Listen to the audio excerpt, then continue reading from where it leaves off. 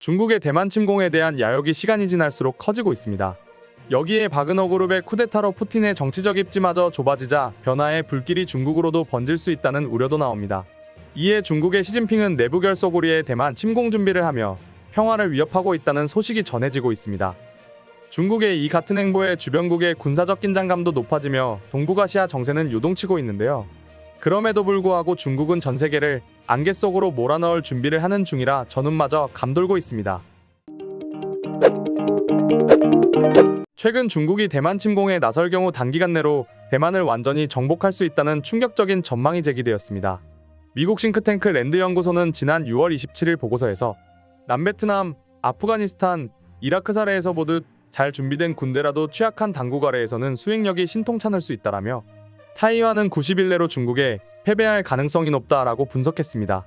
랜드 연구소는 중국이 대규모 침공을 감행할 경우 타이완의 항전 능력을 평가하기 위해 부문을 나누어 연구를 진행했습니다. 해당 연구 부문으로는 대만의 정치적 리더십과 사회적 결속력, 군대의 효율성, 경제 인프라 등 전쟁 지속 능력을 포함해 동맹국 참전 여부까지 고려해 연구가 이루어졌습니다. 여기서 랜드 연구소는 먼저 대만은 평시에도 정치 사회적인 응집력이 상대적으로 취약하다는 평가를 내렸습니다. 평가의 내용은 이렇습니다. 대만 국민은 민주적 정보와 개인의 자유에 대해 자부심을 갖고 있지만 지도자들에 대한 불만, 통치력 부족, 정치적 양극화 심화, 중화민국에 대한 이념적 지지가 빈약해 연속적인 약점이 부각된다라고 꼬집었습니다. 어떠한 전쟁이든 내부적으로 일치단결하지 못한다면 내분으로 반드시 패배하게 됩니다. 그런데 대만은 여러 사회 문제와 갈등으로 인해 내부 분열만 심화되고 있으니 지금과 같은 냉담한 평가는 예정된 수준이었습니다. 군사력 측면에서도 예상하셨겠지만 현재 대만은 중국과 비교해 열세로 평가되며 패색이 짙어지고 있습니다. 랜드 연구소는 대만이 국방 예산과 병력을 비롯한 대부분의 부문에서 양적으로는 물론 질적으로도 뒤처진다면서 대책 마련을 촉구했는데요. 그러면서 대만군의 대비태세는 항전여력에 대한 우려를 자아내고 있다 라고 지적했습니다. 특히 랜드 연구소가 지적한 것 중 대만군의 항전여력은 가장 시급히 해결되어야 할 선결과제로 보입니다. 몇 달 전 차이잉원 대만 총통은 공군부대에 시찰 나가 자국의 공군 장교들과 교신을 시도하는 모습이 공개되었는데요. 그런데 수화기 너머로 들려온 음성은 여기는 중국 공군입니다. 당신은 이미 우리 영공에 침입했고 우리의 주권을 심각하게 침해했습니다. 라는 충격적인 답변이 돌아왔습니다. 이에 차이잉원 총통 뒤에 있던 군인이 황급히 무전을 끄며 상황을 무마했지만 차이잉원 총리는 당황한 기색을 보였습니다. 그리고 당시 발생했던 상황이 전 세계로 빠르게 공유되며 대만군의 자질과 대비태세가 얼마나 취약한지를 알리는 계기가 되었습니다. 아마 이러한 점이 랜드 연구소가 대만의 항전여력에 대한 우려를 목소리 높여 지적하는 이유로 보입니다. 대만군의 군 복무기간도 매우 짧아 중국이 침공했을 때 훈련 부족으로 인해 패배하게 될 것이란 분석도 연이어 나오고 있습니다. 대만은 거세지는 중국의 군사적 압박에 대응하기 위한 일환으로 군 복무기간을 기존 4개월에서 1년으로 연장한다고 밝혔는데요. 그러나 군복무 연장이 시행되는 시기는 2024년 1월 1일부터로 아직도 수개월의 시간이 남았습니다.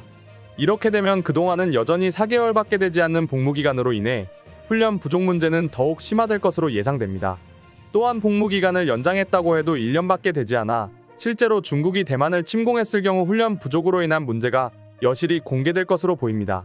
이러한 점으로 인해 랜드 연구소는 경제성장도 더딘 점을 고려하면 앞으로 대만군이 조직력과 군사기술 측면에서 개선을 이루더라도 중국 인민해방군을 앞지를 가능성은 적다라고 했습니다.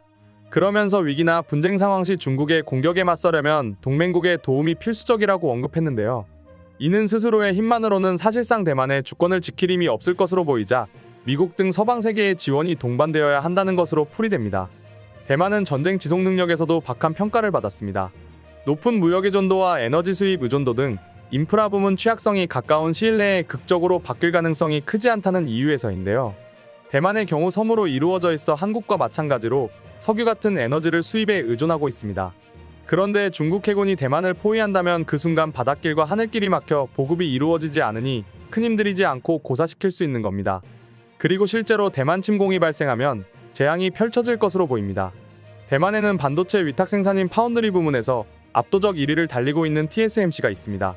특히 TSMC의 파운드리 기술은 전 세계에서 가장 뛰어나고 생산하는 반도체의 양도 많아 중국이 대만을 침공한다면 반도체 공급망이 무너지는데요.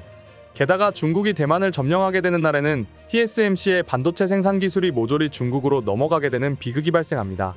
이 때문에 중국의 대만 침공으로 반도체 공급망이 무너지는 것을 막기 위해서 생산 거점을 미국으로 옮기고는 있으나 반도체 공장을 새로 짓는 데에만 수년의 시간이 걸릴 뿐더러 막대한 투자가 뒷받침돼야 해 단기적으로 실현 가능한 전략은 아닙니다.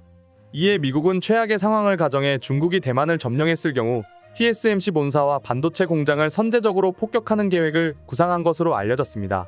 또한 중국이 대만을 점령한다는 것은 태평양으로 진출할 수 있는 교두보를 마련해주는 거라 간단하게 생각할 문제가 아닌데요. 더구나 대만이 중국 손에 넘어간다면 한국의 목숨줄이라 할 수 있는 원유 수송로와 수출항로가 막혀 우리도 매우 심각한 상황에 놓이게 됩니다.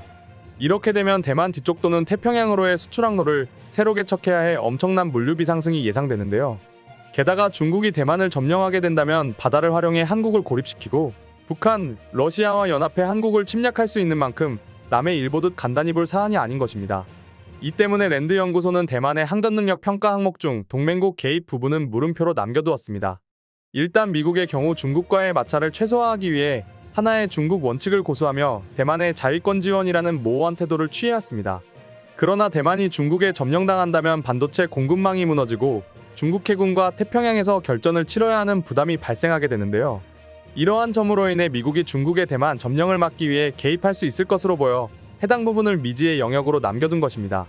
이 밖에도 상황이 전쟁으로까지 치닫는 상황이 된다면 한국이 군사적 개입에는 나서지 않는다 해도 인도적 지원에 나설 수 있는데요. 그리고 최악의 경우 중국이 대만을 침공해 미군 전력이 빠져나간 사이 북한이 군사적 행동에 나선다면 한국도 전쟁에 휘말릴 수 있어 결코 가볍게 볼 문제가 아닙니다. 그럼 지금부터 대만 침공에 대한 외국인 반응 살펴보도록 하겠습니다.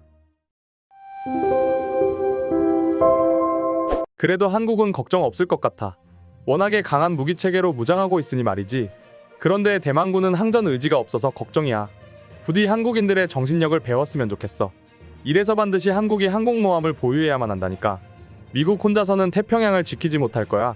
한국 도움이 절실한 상황이야. 한국은 로운 이지스함을 만든다고 하니까 안보에 걱정은 없을 것 같아. 한국인들이 만드는 무기의 성능은 강하다 못해 영화에서나 나올 법한 성능이니 말이야. 제발 세계 평화가 지켜졌으면 좋겠어.